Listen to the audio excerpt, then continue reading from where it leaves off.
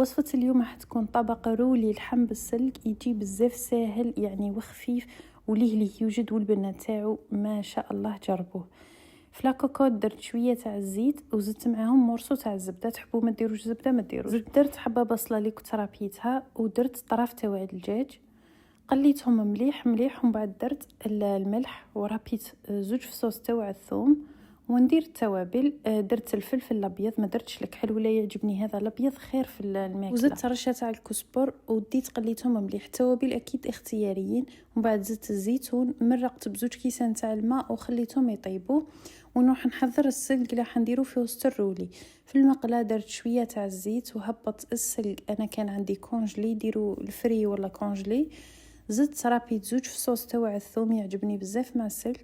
زدت رشه تاع الفلفل الابيض ولا الكحل وشويه برك تاع الملح، نتكو تكثروا ندي نطيبهم. الفيونداشي درت 300 غرام تاع فيونداشي، حبه بصله مرابيه في الرقيق، ناكد لكم في الرقيق ماشي في الخشين.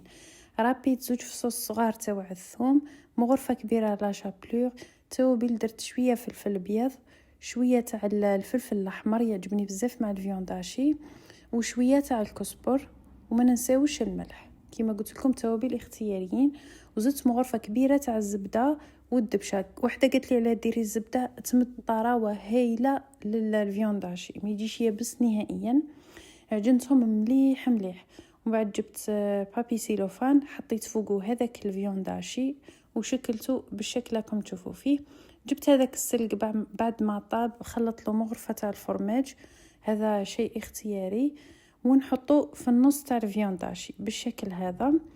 انا جبت فرماج، انا من الاسف ما كانش عندي هذاك الفرماج اللي يكون حكم روحو شوي تاع مربعات ولا مثلثات، واللي ديبانيت بهذا سلايس، شكلته بهذه الطريقه وحطيته سلايس مش مليح في هذو لانه يذوب، نحتاجو فرماج ما يذوبش كي تدخلوه يطيب.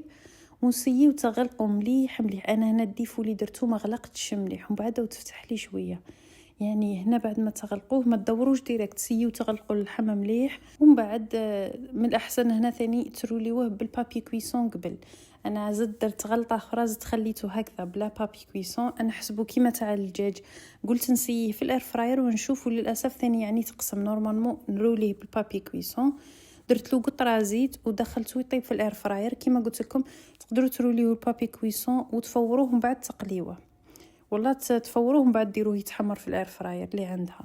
بعد ما طاب قطعته كيما شفتوا، تفتح لي شوي من تحت بصح ماشي مشكل.